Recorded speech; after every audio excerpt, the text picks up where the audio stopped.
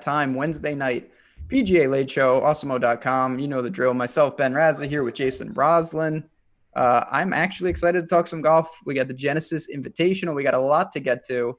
But first things first, how are you tonight on this Wednesday, my man? Hey, I'm doing really good. The weather has broke down here in Florida. The PGA Tour guys are going to absolutely love it when they get here in 2 weeks. Let me tell you, it is 80 and sunny yet again. So I have literally nothing I can complain about at all. Yeah, it's even a little warmer here in New York. Not brutal, but we got what we got. Snow's not on the ground. Like I said, we have a ton to get to tonight, so I'm not going to noodle around too much. But right off the top, we want to say, sponsor of the show, SuperDraft. We talked about this last week. You know, their multiplier mode is something that's very exciting. It's different. It's unsolved. No salary restraints. So basically, you know, you got the top price golfers. They're going to be the 1X. And as you go down, you're incentivized to take some gambles. We'll talk about that throughout the show. But if you haven't signed up and you want to, promo code Awesemo, you get $20 free on any deposit over $100. You can get in there, take advantage, and go try out the site. But, you know, one of the things with this field, and we're going to talk about this a lot, this is a major level field. We haven't seen this for a while now.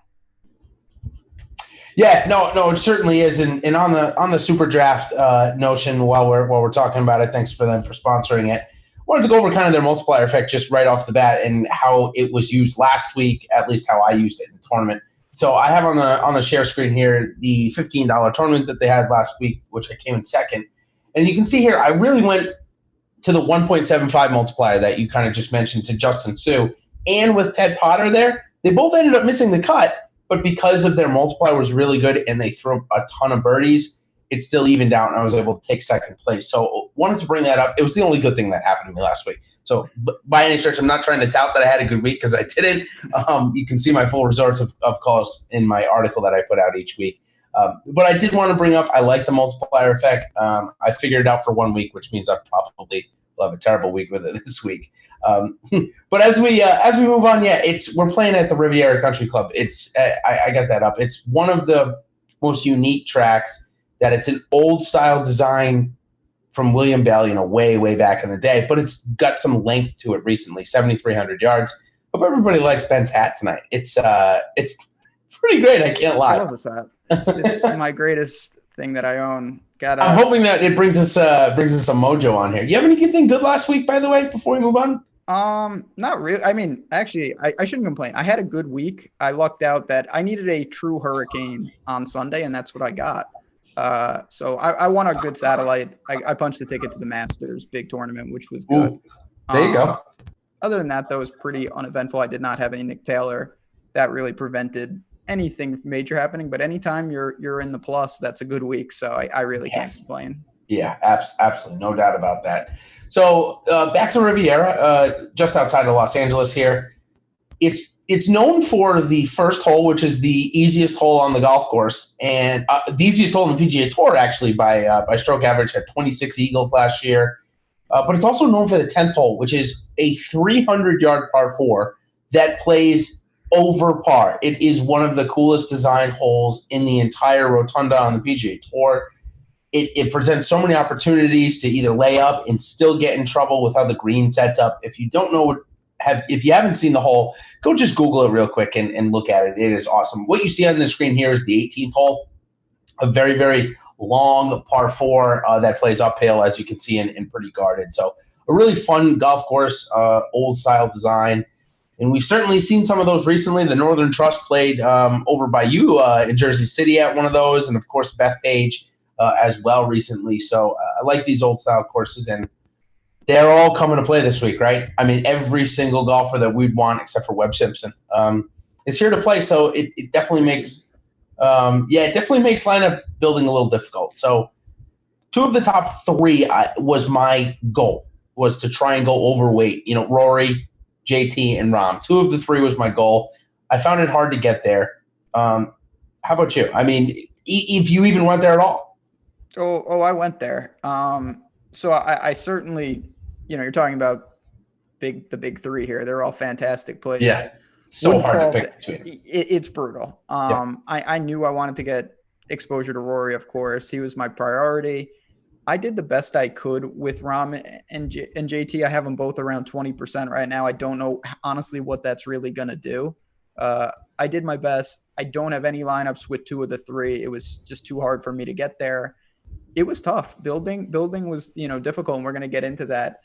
You have to dip into the 6K range on DraftKings. It was very difficult if you started with Rory and even second tier guy like Cantlay or someone like that. So I did my best to get them on most of my lineups, but it was a lot harder than I anticipated.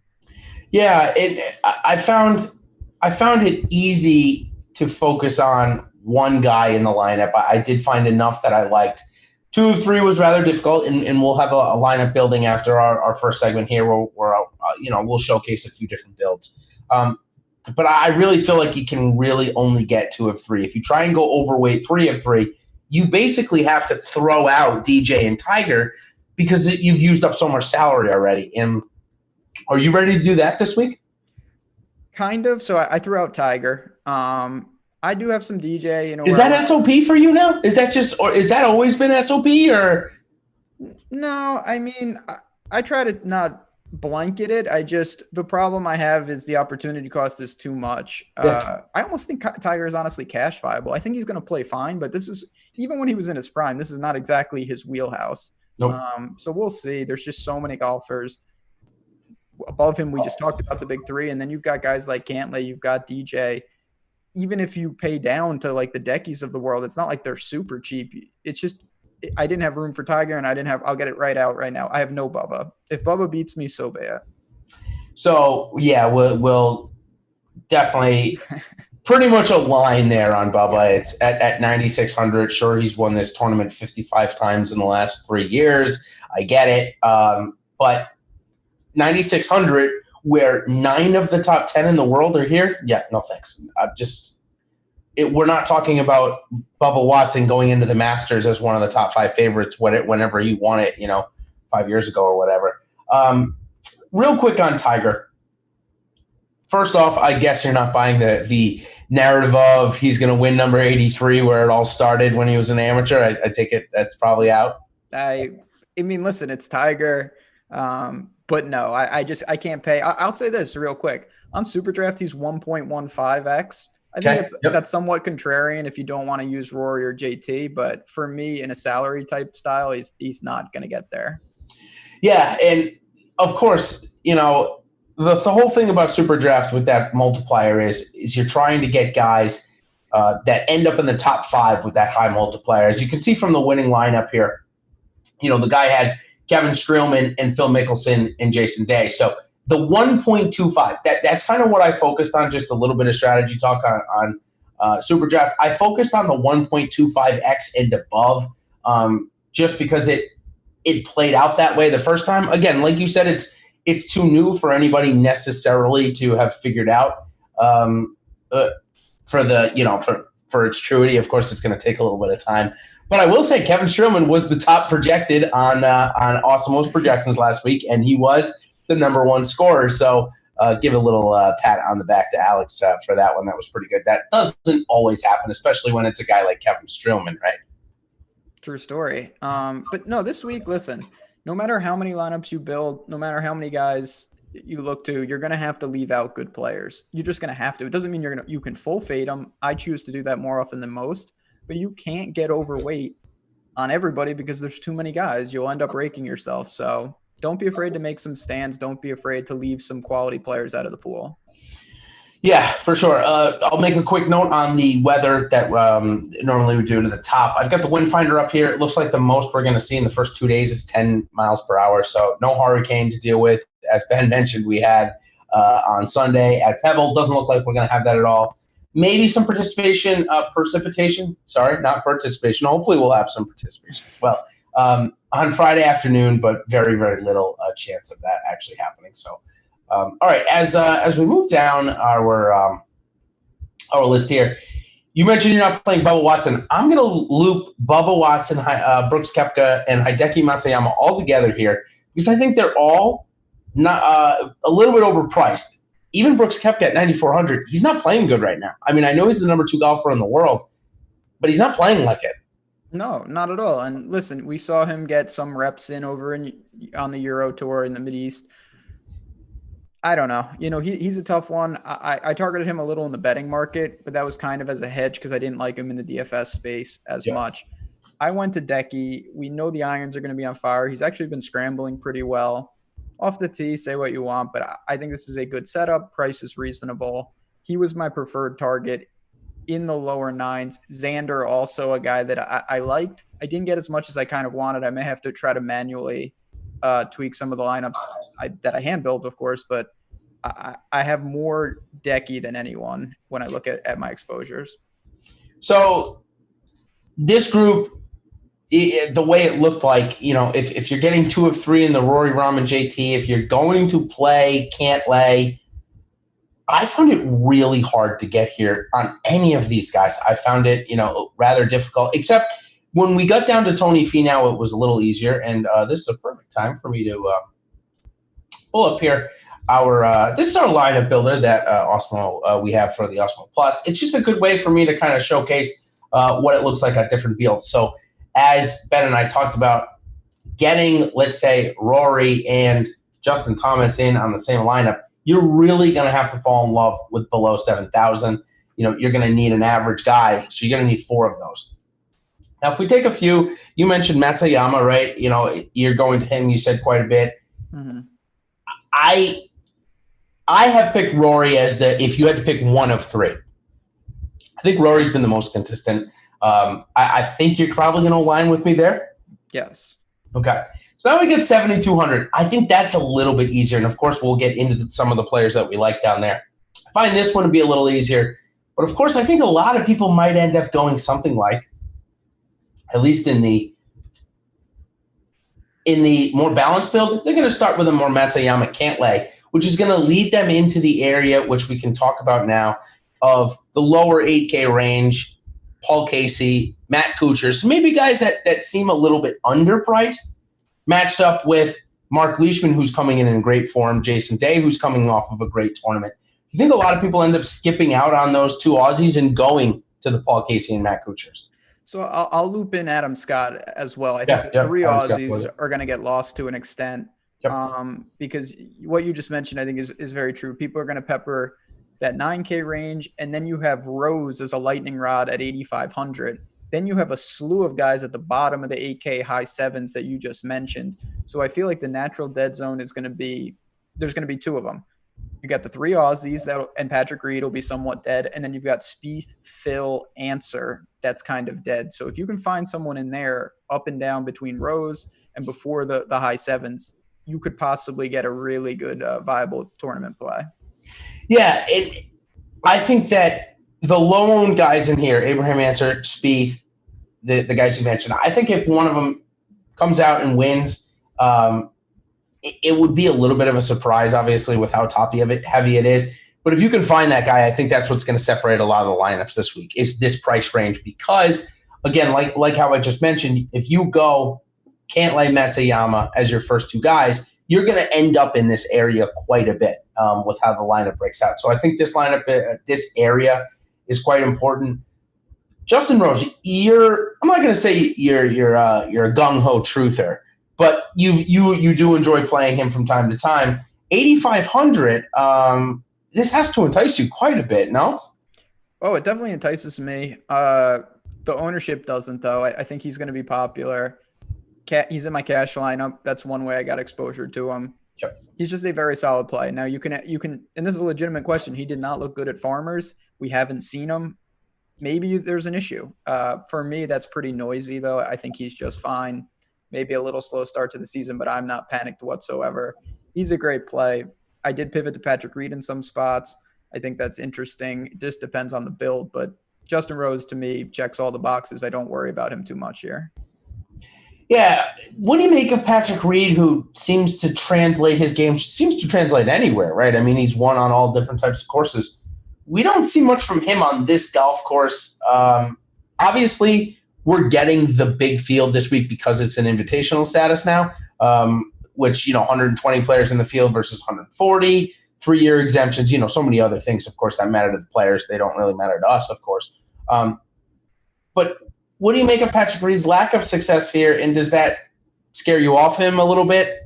Even though he's going to be mid-owned too as well, so that kind of scares me off of him. So that's one thing that I don't love. I'm hoping that he comes in a little lower owned just as the pivot to Rose, because that's what I'm buying there. I don't really worry about the lack of success because I think the course is fine for him. He's a nifty scrambler.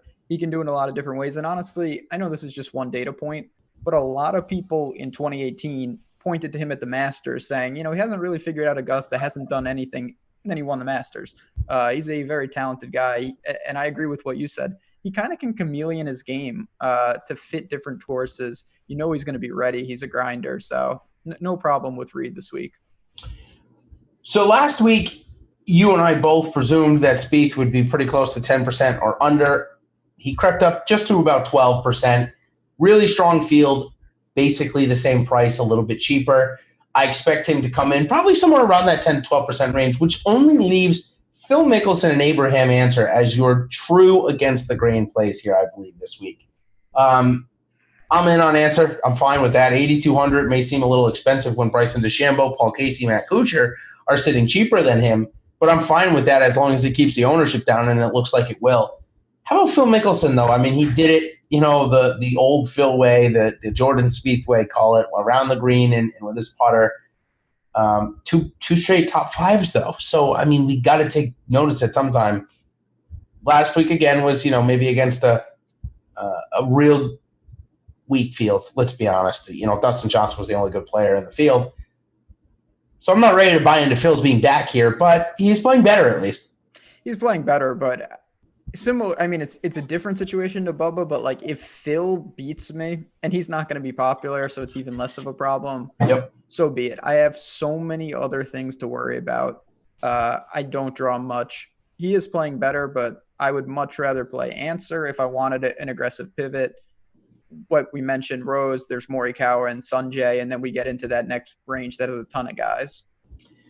Yeah, one of the things I really liked about going to Answer, Morikawa, and Im, and as you see here on my screen, I've got Rory at the top. I just like to show what it looks like with Rory at the top. For sure. Going, say, 4 of these guys, right? So we're going to get Sanjay and we're going to get Morikawa. And that's why I think DraftKings has the propensity this year to keep guys below 12K. Because as you can see here, I filled it out with 3 of the guys that we just mentioned, Im, Morikawa, Answer. I think Im and Morikawa, you and I can agree, probably mid-ownership, somewhere in the 12 to 15% range, right? That's what they've kind of come in strong fields at this point. Yeah, I think that's reasonable. He's another guy to me. He's a fine cash play in tournaments. I think you could possibly get aggressive and try to hope he has a middling finish, but he's making cuts. He's playing well. Just a solid all-around player. Yeah, I think both of those guys, both him and Morikawa's games are relatively similar. You're going to get really consistent production and maybe going to sneak out and get a win against a weak field, or maybe break through and get a big win. I don't know if they're quite ready for that yet. However, this is what I like. You get 7,100, so we don't even have to dip below 7K if we don't want to. There's a couple of guys that we'll get into here in a bit that we can fill in. So I like this build. That I would call it as a more your aggressive build using 3 of these guys. The other way to do it, of course, is use 3, take out Rory, and then you can go super balanced. I don't like that approach personally, which is using maybe 5 guys or 6 guys from the 8,000 range. Do you ever use that approach? Yeah, I do in fields that are generally weak because I think the win equity is evenly distributed up and down. Yep. In something like this, I just have such a hard time thinking that one of, say, even open it up to Tiger, DJ, Cantlay. Yep. If none of them hit the board, I find that almost impossible to believe. So I don't really do it in stronger fields. Yep. I absolutely totally agree. So here we are again. You start with Cantlay, as Ben just mentioned. You throw in Answer and Morikawa. You've still got that 8K range to spend. So that's why I do. That's why I built quite a bit of lineups using those kind of similar ranges. Okay, so let's find those tier Terry players. So second tier guys. We use it for our make the cut segment. At least that's what we call it. But we hope a lot of these guys we're going to talk about, of course, get through the cut lines. Then we'll, of course, take your hot takes, your questions. We'll go in a little bit of a fantasy cruncher and go into our 3 top plays from SuperDraft and our hot takes. So Let's dive in to make the cut. Bryson DeChambeau, 7,900. Never thought I'd have to price him in this section again. I'm buying into the price. Come on down. That's the line I used in my article today. The price is right here. Strokes gained off the tee. I cannot give that up with Bryson. I think the other parts of his game will come around. Yeah, I mean, he's someone, when you talk about making cuts, I do worry about him a little making a cut, but I'm targeting him heavily here. The upside is immense. 1.25x on SuperDraft I like. Sub 8K on DraftKings I like. This is a guy we've seen him rip off multiple wins, and he can get hot at any time. Good driver of the ball. One of my favorite plays on the board. Me too. I think that he fits any type of build.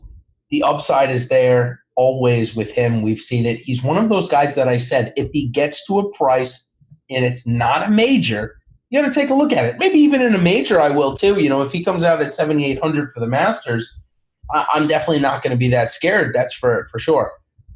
On the same side, Matt Kuchar, we really don't have to normally worry about him missing cuts. I mean, the guy is as good as of an ATM as anybody on tour. Him and Charles Howell are superb at it. So Matt Kuchar probably makes the cut, right? But are you playing him? Does he have any interest to you here? So he was someone that was on the short list for me to play in cash this week because I think he makes the cut fine. And the build just I couldn't get it to work right, just the way it felt. I have minimal interest. I think he is not going to derail your week, but there's so many other guys right there. We just mentioned Bryson. There's a million other guys that I have ahead of him. Payout structures on DraftKings this week, the $20 is $200K to first, 47,000 entries. Maybe just on the verge of playing him in that contest, maybe gets in one or two lineups. The $100, however, which is $100K to first, that's got, a 10,000? No, probably not even. Probably like 5,000 entries, something shy of that. That's a contest that, okay, I could actually see him giving you that 25th, 30th place, throwing up 70 DraftKings points, and helping you, and helping you maybe even score a top five or winning it if you get all 6 of 6. So I'm not opposed to Matt Kuchar this week. I think he's certainly cash viable, like you said. I don't have him in too many of that $20 because I don't think he gets into the top 10. Let's put it that way, and I don't think there's too much top 10 equity there. Yeah, I mean, listen, again, what we talked about at the top still applies in the mid range. If it was a different field or a different situation, maybe I would have more, but there's 5 other guys that I want leverage on. So how am I supposed to get over on Kuchar as well?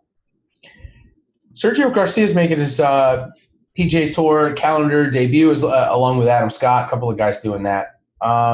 Played pretty good in Europe or wherever the heck he's played. What do you make of Sergio here? It looks like he's not really going to be that popular either. Oh, I'm playing him. He is kind of my next Bryson-esque guy. Like I like Bryson as that, I don't want to say aggressive tournament play, but he's the guy I'm rolling the dice with in that range. Next guy would be Sergio. Then on the other side, in terms of safety, I have like guys like Paul Casey, Fitzy, that I don't mind. But I'm pretty heavy on Sergio this week. Like the driving, playing good in Europe, no problem with him. So it's the Europe results and good driver of the ball that is interest to you for Sergio here. Yeah, I mean, listen, you know what you're getting with him. He could derail you on the greens. He could not be into it. There's a lot of risk relative to some of the other guys, but this is someone that I'm pretty confident he's not going to be too popular, and he has, to me, major equity to really hit the board. Yeah, I mean, he certainly can. Maybe been a little bit of time since we've seen it on the PGA Tour get into the top 10. Guy we haven't seen outside of the top 15 in 3 straight starts now. He hasn't lost strokes in any 4 facets in his last 3 straight starts. And he's from here. Max Homa. What do you make of Max Homa, man? He is really blossomed in popularity. I mean, the guy is coming kind of out of nowhere, and he's playing some really solid golf. You got him at all? I don't. That was a tough one, though. He's playing really well. He's gained tee to green. I go more, and this is just a general thing with me, I tend to go on a more macro level. When I look at the price tag, it's not premium, but I'm getting more bang for my buck with a couple $100 more to guys like Sergio. For me, that's more where I'm apt to do. Can he keep it going? I mean, there's no reason to think that it's just suddenly going to stop, but when you zoom out, I feel pretty good that I'll take my stabs with the more experienced players. Another guy that won in North Carolina, and I may be bouncing around a little bit, but just because I find these guys' games to be on similar paths at this point. And like I said, they both won in North Carolina. And I'm talking about JT Poston. He's $600 cheaper. Not as good recent form. He doesn't have a top 10 where Homo's gotten inside of it twice. But both rely on a strong putter. You're making him this week. He's probably going to be the chalkiest guy under 7K. That's my guess, at least. That doesn't mean he's going to be chalky by any stretch. But JT Poston, good putter. We talk about him quite a bit. Price just came down significantly, so that's why I'm interested. Same. Listen, and that just speaks to what I just said kind of about Max Homa. It's more the situation than him. If he was 6,900 and Poston was 75, I would be saying the same thing in reverse. You have other guys. Chat just asked Bud Cauley or EVR. I think those are both playable. I would go Cauley personally, but I do like JT Poston. Yeah, let's talk about Bud Cauley for a second. I think that's a good one here. He's been a little bit all over the map for me. We get 3 weeks ago, we get that top 5 upside we know that Bud Cauley has. Then we get straight up missed everywhere next week. Then the following week, he bounces back with a good putting and approach week, but lackluster off the tee. He's a form guy. The course history isn't there for me. I guess in that exact scenario for Bud Cauley and EVR, I'll take EVR because I think that the driving distance will help him. The limited starts that he's shown that he's actually gotten on PGA Tour or PGA Tour status-wise, he's done very good. So I'm okay with EVR. I think he's – plus, I think he's only going to come in about 3%. Bud Cauley probably the same too. So I wouldn't play both of them in the same lineup. I think you're probably going a little too aggressive there. But I would take EVR first and then Bud Cauley second. How about Corey Connors, though, for the exact same price? I mean, ball striking machine. Why aren't we talking about him again? Yeah, Corey Connors is a tough one. You just said it, ball striking machine. He could be exposed around the green here. These are small greens. Even great ball strikers are going to have to scramble at times. That's my one worry with a guy like that. So it kind of just is lineup dependent. For me, Cauley is a great scrambler. He doesn't strike it nearly as well as a guy like Corey Connors. So he would be second. EVR he might be the best of the three long-term, pedigree-wise. He's not playing great, but he's a pure ball striker, no doubt about it. So you brought up a good point about the greens being rather tiny and around the green, maybe coming into play a little bit more than it normally does. I want to go back up to the top really quick and say that Dustin Johnson really struggled from that department last week. He just didn't play well. Would that be a tiebreaker for you if it was coming down to – I mean, look at this. In the 2 rounds at Pebble, he lost almost 2.5 strokes. TOC, he lost 2.5 strokes for the entire tournament. I mean, it's not good.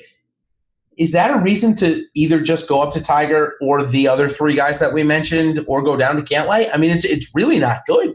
No, I mean, it was certainly something that, factored into why I ultimately mostly went elsewhere. I do have some DJ just because he's a POA guy and he's an incredible talent. We all know this. But, yeah, I think regardless of who you are, you're going to need to scramble. Maybe not all the time, but if you cannot scramble or you struggle around the green, it's going to be tough sledding, even if you're doing everything else really well. Of course, putting can bail you out, but it's hard to rely on that. Speaking of short game and around the green, Charles Howell III looks like he hired a short game coach of some kind. The short game coach tweeted it out recently and talked about hard work and what have you. But regardless of that, Charles Howell is a very consistent player. 7,500 seems reasonable for him. We haven't seen him in a couple of weeks. Does he make Saturday? And did he make your player pool? I'm going to say he doesn't make Saturday. I mean, he didn't make my player pool. CH3 makes a lot of cuts. Doesn't have a great history here. Indifferent to it, to be honest. It's a pretty dead range for me. I bumped to Scotty Scheffler mostly, even though he struggled immensely on POA. I'm not going to give up on him just yet, so that's where those shares went. Okay, I think that makes sense, I guess. Scheffler, I'm not ready to buy back in on. Yeah, I got to be honest.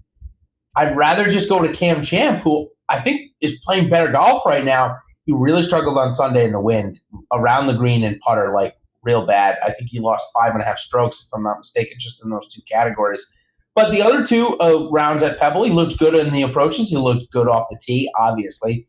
So I guess, why am I going Scheffler? Is it because he's just, we're hoping for a better putter week, or do we think he's a better player long term? I guess that's what the big decision is. And, long term, we may not know the answer to that. But here they are, same price this week, flat in our face, same ownership, roughly about maybe 8 to 10%. It's a tough decision for me this week, but I'm going Champ here. Yeah, I mean, that's a decision that I ultimately had to make as well. I went the other way with Scheffler. It's mostly because, to me, there's a better chance that Scheffler's putting turns around quicker than Champ's around the green.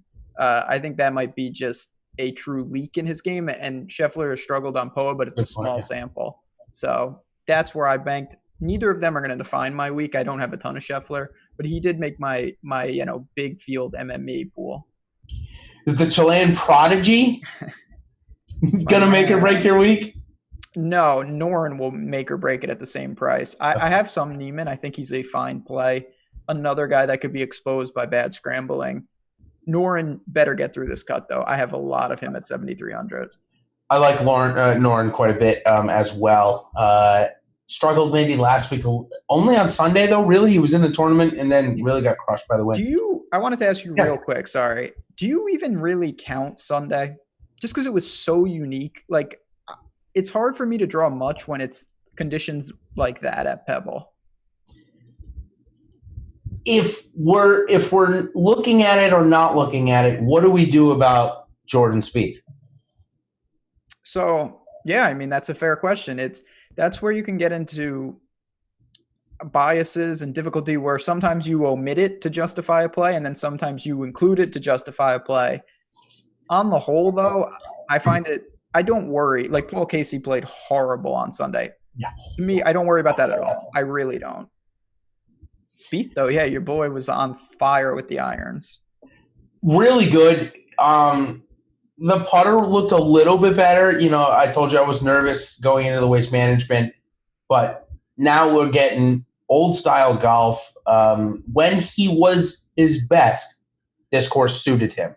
12th and 4th back in 14 and 15 when he was good at golf. Even 9th and 22nd the 2 years after that, miscut there in 2016. I know we didn't talk about it much. The reason why I brought him up is because if we're throwing out Paul Casey's round, do we also just throw out just Jordan Spieth's round? Because why was Jordan Spieth able to put on the front nine at Pebble when the conditions were the worst? He went first hole 4 feet, second hole 5 feet, third hole he missed the green, fourth hole 5 feet, sixth hole he was 8 feet. Why was he able to do that in 50 to, and the seventh hole he put it to 3 feet? I forgot also. Why was he able to do that in 95 mile an hour winds, but he can't do it when it's calm? But Paul Casey couldn't even sniff anywhere close to the green. I don't know.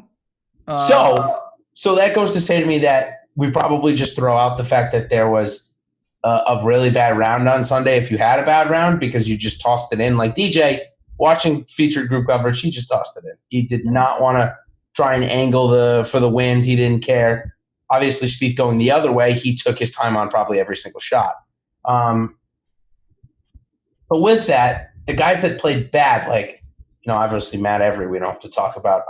But there were a couple of guys, and Norm was one of them, who really got caught up in this. I take it you're just kind of throwing it out? For the most part, I mean, similar to a lot of things. If I have two guys and it's really close, I may look at it, but I'm not going to – like, Noren was someone, he's been playing really well. He's been making a lot of cuts. I think the game is trending in the right direction.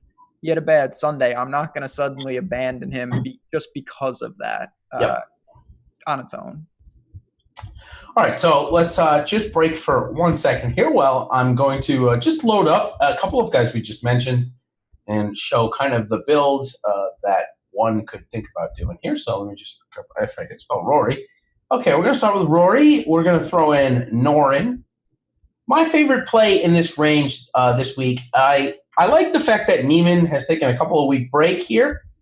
So I like Noren there. And then So we'll show you what it looks like with Cantlay. One with Cantlay here. So 7,000 again, maybe a little bit. This I would consider an aggressive build here for sure. If you want to go a little bit less aggressive, you can now go in and throw in Answer, like we've talked about a couple of times. Now you're in the Matt Kuchar range and Paul Casey range for guys to fill out your lineup. Yeah, a lot of permutations off that. Yeah, I love this type of build. I found myself here a lot, using different variations, subbing out Neiman, subbing out Noren, using Champ in that price range. So hopefully you guys can find a couple of ideas from that. I only like to put in 4. I don't know. I might make an exact lineup I've already done, and nobody wants to split first place, right? No, it's all about the street cred. Right? I wanted to ask, because we got Noren at 73. We got Neiman at 73. Do you have any Keegan? He's the same price as well. He got squeezed for me, just couldn't get there. Yeah, I think Keegan's the opportunity to make money on Keegan was 2 weeks ago. But I will say that in this price range, he's one of those guys that I've said to you that if it gets to 7,400, I would start to look at playing him again. He's gotten down there. We went through, I would say, about a month where he was in the high 7s, low 8s. He's okay. I would like to see the approaches be better. He was okay in his last 2 starts. I don't love him. Even at 5%, I'll probably match the field at best, which probably says I think his likelihood of making the weekend something like 50%, which is what we've seen in the last 4 years. Yeah, I mean, listen, same story. It's all about prioritization. And for me, just Noren, Neiman, even Scheffler, honestly, are ahead of him. So what's going on with the Open Champion? I know you probably didn't play him much, and he just went on a sick little run, and this is normal maybe. This is what we should be getting. But, man, I mean, this is approaching Spieth level bad downward spiral at this point. I mean, this guy is tanking. It's fun. Yeah, it's sweet justice for the times when I was fading, making birdies from the grandstand. Yes. So gross. Listen, Molinari is a damn good player. He's not my guy. He's not my favorite to play. The problem I have is I don't think this is a good course for him, even if he was in form. Yeah. This is just not exactly what I really look to for him. So I have trouble jumping on here in particular with the way the struggles have been early in the season. Honestly, if Molinari is your core play this week, you're a sicko. You're playing a guy that's totally out of form at a course that he really generally doesn't like. Yeah. But you're going to get less than 5% ownership on a guy that's won a major championship in the last couple of years at $7,000. There's something to be said about that, of course. All right, now we're going to dip below. Maybe not quite too hot takey yet. Brian Harman, I'll start with him right away. Didn't have that good of a start at the Waste Management 2 weeks ago. That's the last time we saw him, right? Yep. Didn't play Pebble last week. Hasn't been putting that good through this stretch. 6,900 though is reasonable. It's a reasonable price, and you said this before. I don't want people to think that Poston's going to be like massively owned. But no, 10%. He's going to be popular relative to the price range. Yeah. That makes Harman somewhat appealing because I don't see a ton of difference. He's making cuts. He's a decent ball striker. He's a good putter that's been a little cold. Those are all things that are positive in my book. So I don't mind Harman whatsoever. Yeah, and I have on the screen here just that price range that you said. It looks like Poston's going to beat everybody by at least 3 or 4%. I mean, we've got Carlos Ortiz and Cameron Tringali up there as well. So let's talk about Carlos Ortiz real quick. He has actually been on a decent run of golf and got popular there for a little bit. What do you make of him? Did he make the player pool? Not Patrick Rogers. No, we'll talk about him next. Ortiz, ball striking has been okay. Course history, he's got 2 top 25. Maybe that's why he's getting a little bit of buzz. That's the problem. He's getting more buzz than I think he should. I don't mind the play. I have a little, but he's not going to be like 1%, which is what I would look to a little more. Perfect timing. We just had a question from chat. Yeah. For cash, Poston or Ortiz? It would be Poston for me. I didn't dip low in cash, but if I did, it would be Poston just by a smidge. I don't really like either of them for cash, to be honest. I'm right there with you. Poston for me, is a more consistent player, although Ortiz has been more consistent this year, just in terms of his overall game. I would go with Poston here. My question to you is Sebastian Munoz, who, we got looped in with Ortiz. They went to college together and whatnot. Ortiz has won. I mean, Munoz has won. Why should we pay $400 more for Carlos Ortiz when Sebastian Munoz is not playing that bad? I mean, he just scored 77 points 2 weeks ago at the Waste. Gained about almost 3 strokes ball striking there, 2.5, somewhere in that range. I would much rather go to Munoz over Ortiz. So I think one of the things to me that's interesting about this week is, and it's arbitrary, but when you get below Noren and Neiman, I don't see a huge difference between like 7,200 and 6,200. Of course, it gets a little worse as we go down, but I'm with you. Like, Chap brought up Matthew Wolff. To me, you have just as good a chance as getting someone like Munoz or Martin Laird through the cut as you do Matthew Wolff. I know he's more talented, but I tried to take the savings when I dip because I don't see a huge difference. Ches Reavie almost made me eat my words last week. Thought he was going to pull off a top 10, dude. I really did. That guy. Gained almost only 2 strokes. Sorry, it's only 2 rounds. But ball striking seemed to come back, which is some bug just flew on me. I have no idea where that came from. Florida, you see what goes on down there? Maybe I shouldn't have moved here in the first place. Oh, jeez, please. So if I die of a mosquito bite live on air, at least we've got it. Live, right? However, Ches Reavie, the mosquito knows to not play Ches Reavie, obviously. However, it did flash for him. Not a great course for him. Just saw his name out there. I got one from our buddy in chat that I love talking about, so I thought I'd ask you. He's on our egregious takes Luke list from Coolers. What do you say about Luke list? Yeah, this is going to be frustrating because I think this may be a trap, but I actually fell right in it. You fell right in it. I like. It's funny too. I looked at Luke List and I'm like, people are going to go there. He's had 2 straight starts. He's starting to gain a little 25th at Waste Management. Yeah. And then I just went right in like a possible donkey, but I don't mind it. Listen, we know he can drive the ball. He's got plenty of length, timely scrambling, decent course history. I think he's one of the better punts, and that is scary, but I did ultimately go there. I see Wyndham Clark in chat. To me, it's Luke List at the same price. Yeah, Luke List, Wyndham Clark. I'm going to throw EVR in. They're all similar type players. They rely on their length off the tee. They rely on a hot short game, including around the green. And they're all relatively going to be around the field or better with their approaches most every single week. You'll rarely take out Wyndham Clark. Wyndham Clark is atrocious with his irons. Normally, however, we've seen a little bit of a tick up. He had a good couple of days at Pebble last week. Good 2 days at the Waste Management, so maybe a little uptick for Wyndham Clark. I do like Clark, maybe just a bit more over Luke List.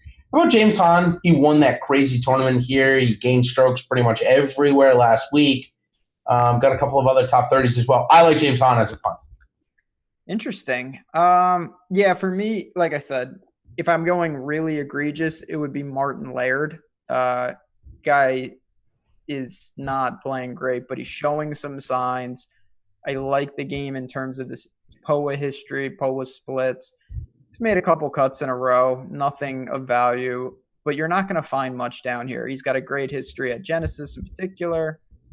Don't mind it. And then I have one really cheap guy that I don't mind. So there we go. Yeah, one that I forgot before we get to that, if you don't mind. Scott Piercy. Scott Piercy playing very good golf. And he's doing it with the putter. Does that intrigue you or disintrigue you? No, it doesn't intrigue me much. Now, we talk about this all the time. It doesn't mean that the putter's automatically going to cool off. Maybe the irons regress positively because he's a great ball striker and he combines it all and he explodes. Or maybe it doesn't and he cools off putting and then he's dust. You're kind of just weighing that. I went and I got Neiman or Noren. When is Dylan Fratelli going to make a cut again? Probably not this week. So you got this is right in my wheelhouse. Yeah, it is. Aaron Wise, he's probably tired because he had to play 4 rounds for a change last week. Yeah, he finally made the cut. Griot's down there. Don't. This is a bad range for you, man. This. I'm doing my best to keep it stable. I say the same thing about Fratelli. Listen, when you play like he does, he can get hot at any time, but he is bleeding strokes tee to green. I have no interest this week. If he explodes, so be it. He'll be like 1%. He's not going to hurt you if you fade him. Oh my goodness, I got to build out this lineup to see what you can get in. We're gonna put all your guys in this range, all your boys. Grillo, Fratelli, and who's the other one? Wise. Oh God, Wise. Yeah, how did I forget about Wise? There he is, right at the top. Look at this build. Look at this. You could throw in a Tony Finau, Adam Scott. You could throw in a Xander Schauffele, Mark Lee. That is right up your alley, right up there. No, it's bad. Those guys are all at best large field plays, but I don't see the need to really go into any of these dudes if you don't need them. I have made plenty of lineups with nobody below 7K this week. It's just possible. However, I will say that in my super aggressive lineups, I went down to somebody I just saw in the chat, Taylor Gooch. Pretty good course history. I'll pull him up on my cheat sheet screen. He's got cuts up. I mean, I think he's 9 of 11 this year, something like that. Yeah. He's good. Did he interest you at all? Yeah, I think he was. Listen, when you dip below 6,500, you're literally just looking for a guy to find the weekend. Yeah. That's all that matters. He's been doing that. For me, and this is kind of buying, I'm not taking a victory lap because it really didn't help you, but he did find the weekend. Jason Duffner made the cut last week. He did? Yeah. I'm going to stick with Duffner. He didn't get most of it, but he's 6,300.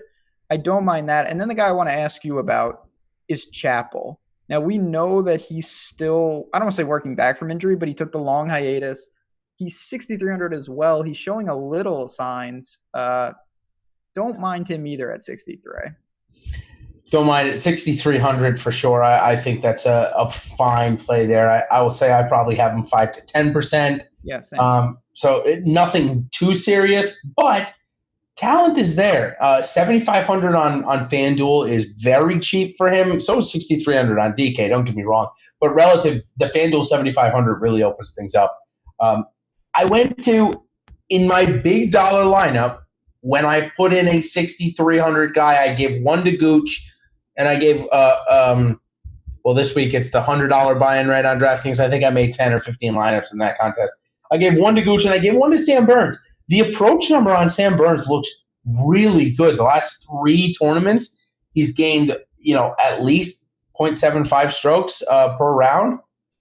OTT, we know he hits it long, so I'm buying on his putter getting hot either this week or at Honda, something in that range on the Florida swing. If it comes this week, great. I'll get the payoff at 6,200 and min price on FanDuel. If I got to wait until Florida, fine. I think that this guy's game is coming around. He hurt his wrist, and it looks like he's back from that. Yeah, Sam Burns is an interesting guy. You mentioned the tee to green is really good. Listen, when you're taking a risk here, he is a Bermuda guy. Yep. He's at the Florida swing, he should thrive. Poa probably not his bag, but he's 6,200 and he's going to be very low owned. And who else are you really going to play? You got Kevin Tway. I guess that's all right. There's nobody to me worth playing that is lower than that. All right, I got one name. Okay. Not a creative player. I think you probably know this guy by now. He's floated around the industry a little bit. Charles Sifford exemption guy who is playing. Yeah, playing through the Corn Ferry Tour. Joseph Bramlett. Yeah. Nick, anything again? You got anything to say about Bramlett? I mean, listen, I understand how someone could get there. He's striking it really well with the approaches. He's cheap. It's a giant step up in competition. That's my one concern. So if I had to play a guy at 6,100 or below, it would probably be him, but I'm not doing that. I think that's pretty fair. I got him in a couple of lineups. Nothing serious. I do I like the min price on FanDuel. I think obviously if you want to go that route, and I was just going to make one FanDuel lineup just to show. If you want to get a little crazy with it, it is a little easier to go Rory and Justin on here. Of course, or Rory and Rahm. I'm just going to pick Rory and Justin Thomas for this example here. But if you go throw in Kevin Chappell at 7,500, I mean, you're talking about now mid-range where Joaquin Neiman is, Alex Noren is. So you can make a really, really solid lineup. You can't even come close to this on DraftKings, of course. So something I like to bring up. All right, you want to spend just 2 minutes giving away some of our hot takes for our sponsor, SuperDraft, of the show. This week, they've got, as you guys can see on my screen, they've got the $15, $1,500 to first. I'll take the most obvious one. Don't get mad at me for that. Looks like I've already entered it all, so I can't quite do that. But I'll just pull it up here. The most obvious one for me is Xander Schauffele this week, 1.3x. I think all of my exposure that I got, I made every single lineup, maybe all 17. I put them in it. I think that's the most obvious play of the week. And I'm totally fine with whatever the ownership is there because it's the most obvious. So I'll take that one off the board. I'll let you go second. Yeah, I mean, he's clearly, to me, the optimal play, safest. I'm going to we'll start both, I guess, with an obvious one. Sure. Paul Casey's right behind him at 1.35x. I think he finds the weekend. I like him at DraftKings. He's a staple of a lot of my lineups. Yeah, I think it's a really good call. I mean, he's paired up with a lot of guys that just normally you wouldn't see, like Taylor Gooch, who we just mentioned, who's basically mid-price. The same multiplier as Paul Casey this week. So, yeah. All right, as my and we'll give 2 each here so that we see 4 guys. We don't like to give too much away. Yeah. I just mentioned Sam Burns at 1.6. I have a ton of that. I think that's a really good spot for him. If you think Steve Stricker is here to make a cut, I can see that at 1.7. But I would rather go to Wyndham Clark or Kevin Chappell at 1.55. I think those are both great picks. I looked at Chappell closely as well. I went a little in the mid-range with Neiman at 1.4x. Yep. Not a huge multiplier, but as we talked about, I think he's a pretty live to hit the board in a decent way, give you a top 20, catch a piece. And when you're talking about 1.4x, that's going to add up. Then you can add some safety at the top with some of the big boys and work down from there. But, as we said at the top, it's a new format. Try it out. I think you will like it. A lot of people have positive reviews from what we've heard. So just another way to get some exposure to what's going to be a really good Genesis. So if you're somebody like me who loves rooting for the same guys every week, regardless of who I put in my DraftKings lineup, of course, those guys end up becoming who I root for. What I do like to do, though, is if I want a lineup that I want to root for all my guys, and most of the people watching the show by now probably know most of them. It's Cantlay, it's Woods, it's Morikawa, it's Speed. I do like the fact that it gives me an opportunity to put those guys in and use a little bit of strategy. I'm still getting a decent multiplier here, as you can see. So I like that there's no salary cap. It's nice to have a site that gives the ability to do this. Sometimes FanDuel, I guess, is not really a salary cap with how they put their pricing down sometimes, but that's how it goes. All right, did we cover? I just want to make sure we got all of our questions. Oh, no, we didn't. Ryan Moore, Coolers, and a couple of guys were talking about him earlier on this week as well. Are you in on Ryan Moore or Rafa Cabrera, who looks like he's really out of form right now? No RCB. Ryan Moore is similar to Brandon Grace for me. If I might get to a little, I don't mind it, but I have priorities above that we already talked about in the Paul Casey, Sergio Bryson range. Okay, I think that covers everybody. So now we're going to go into our hot takes, which I forgot to mention my hot take. Then I brought it up to you as saying, ha ha, look at me, I got it right. And then he bombed on Saturday. And it was Justin Sue. I had Justin Sue making his first professional cut, and he did not. He tanked after shooting 6 under on day one. My day one bet looked great, but didn't work out. For you, Jason Duffner made the cut. Not a top 20, but still not bad. Duffner was a good cut, so it's not bad. We're trying. It's hot takes. That's what we do. I guess, I could go first. All right. Jesus. All right, so I have this new thing in my article where I'm playing a guy that was part of my core the week before that missed the cut. I have 4 guys that qualified: Scotty Scheffler, Andrew Putnam, Matthew Wolff, and I forgot the other one. It's Putnam. I got Putnam bouncing back on a top 15 this week. Okay, I like that. I'm going to go that Bryson DeChambeau can grab a top 5. Yeah, let's go. I think that Bryson, listen, I think the issues with him are impacting his floor, not his ceiling. If we get the good Bryson, I don't worry about the impact he can have to win a tournament. I worry about the miscuts along the way where he's totally out of it. So I think this is one of his better showings and sets the stage for what could be a big 2020 for Bryson. This right here,